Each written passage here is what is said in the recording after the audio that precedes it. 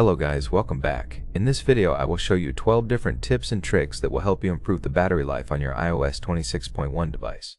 Now, the release of iOS 26.1 brings new features and changes, and there's also a slight improvement on battery life, but if you think that the battery life on your iPhone is not as good as it should be, then just follow these few simple tips and tricks that will help you improve the battery life a lot.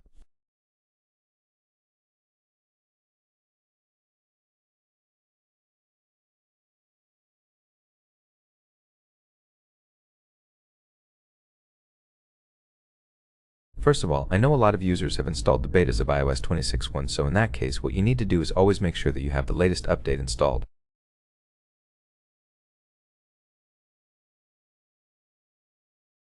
If you have been installing the betas of iOS 26.1, make sure you check the software update page and make sure you're on the latest release and not on any of the betas of iOS 26.1. So you should CDRC if you're on beta, then you install it and you're good to go.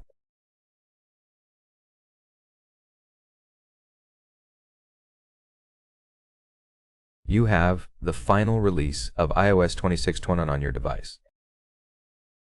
With the release of iOS 21, we have a feature that we have been asking for years. On the lock screen of your device, you can slide from the right to the left to invoke the camera of your device. That feature is sometimes really annoying and will just open the camera by accident most of the time, so that will consume a ton of unnecessary battery.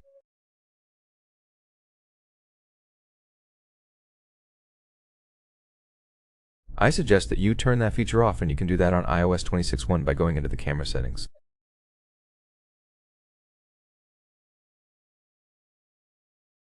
Then, as you can see right here at the bottom, we have lock screen swipe to open camera. You disable this, that way that feature won't work anymore and your camera won't be opened by accident. Moving on to the phone settings, we have a new setting here that has been added with the new iOS 26.1.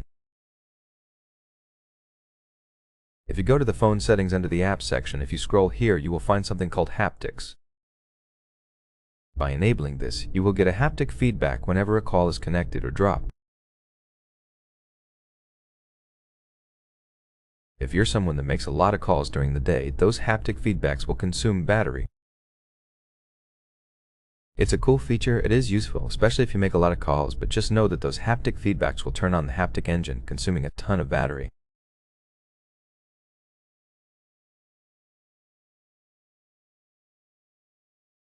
Another thing you must know is that when using a wallpaper on the lock screen of your iOS 26 device, you will have the spatial scene option, which is pretty cool. It gives that nice 3D effect to the wallpaper of your lock screen, but that does consume a ton of battery.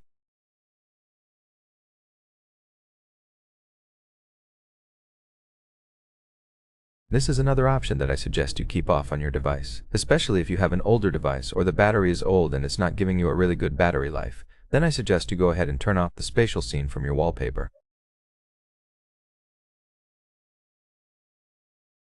With iOS 26, Apple has added a very cool new feature called Adaptive Power.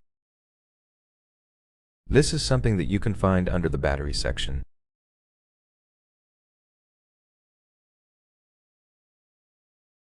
So right here, the power mode, you will find Adaptive Power. This will adjust the performance of the battery on your device and your iPhone, that way giving you a better battery life. This is actually a really great feature.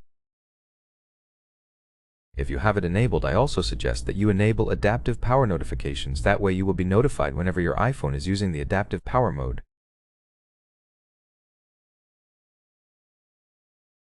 Another thing I suggest you do on your device, especially when you update your device, in this case updating to iOS 26.1, is make sure that you update your apps after you have updated your device to a new iOS version.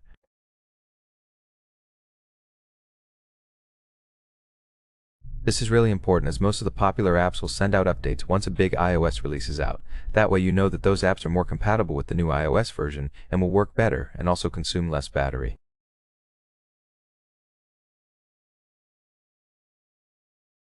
What you can also do is head on to your settings and go under the app section and then go to the App Store. When you go to the App Store here under the automatic downloads, you will have app updates. You can enable that. That way your iPhone will always automatically update your apps without you having to check for it and do that manually. That way you know that your apps are always up to date.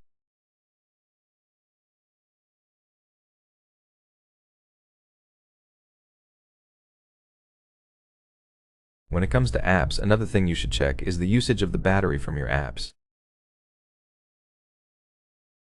Head onto your settings, go under the battery section, and here we have the battery usage. You will see here a list of all of your apps and the amount of battery that they have used. You will see here apps that you use daily, use them the most, that is okay. Those apps that are used the most will consume the most battery. But if you see here apps that you know you use very little, maybe just like once a day or even less, but they're still up here and they're using a ton of battery, then something might be wrong with that app. It's probably poorly coded and it does drain the battery. So in that case, I suggest that you completely remove that app from your device and just replace it with another alternative from the App Store.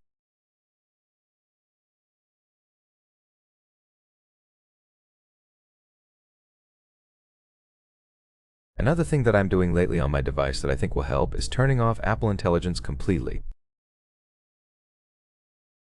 Here, if we go into the Apple Intelligence section, you can see I have it turned off because I don't actually use it. Maybe I will use it every once in a while, maybe once or twice a week, but I don't have it turned on at all.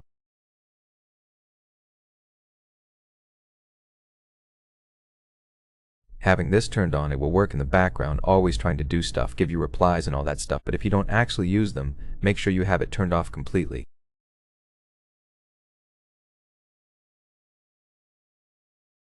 Another thing you must do is check the widgets that you're using on the home screen and the lock screen as well.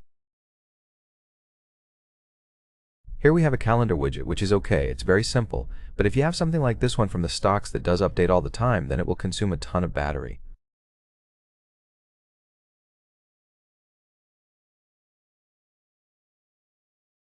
What I suggest is that you use only the widgets that you actually need for the home screen and the lock screen as well. Every widget that displays things that have to be updated like weather, something like that, will always be active. That way it's always consuming battery.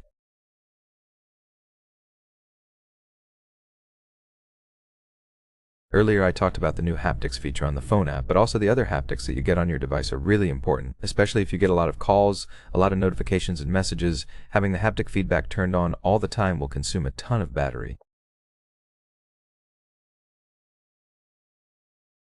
Right here, if we go to haptics, we have a section here for haptics and you will have a few different options. I have them turned off completely on my device, but what I think is the best option here is to use play in silent mode. This means that you will get a haptic feedback when your device is on silent mode, but you won't get a haptic feedback when the ringer is on. So that way you get the best of both worlds. So when you're on silent mode, you still get notified by haptics.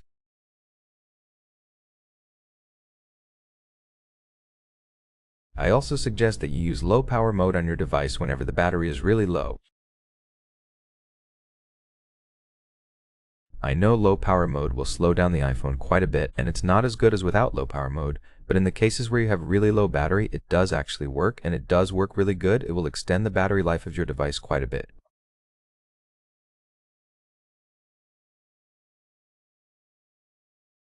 And last but not least, we're moving here to the Siri settings, but not here, under the accessibility settings.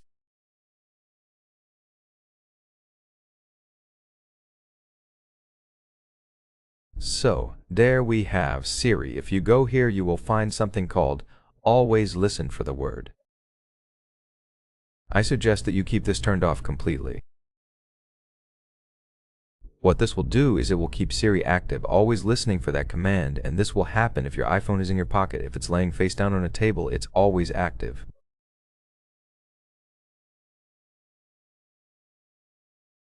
This won't turn off the feature, it will just turn off the feature when your iPhone is facing down or in your pocket, which is actually super useful. That's basically it for this video. These are a few simple tips and tricks that will help you improve the battery life on your iOS 26.1 device. I hope you enjoyed the video and you found the tips helpful. If you did, make sure you smash that like button and subscribe for more videos, and I will see you on the next one.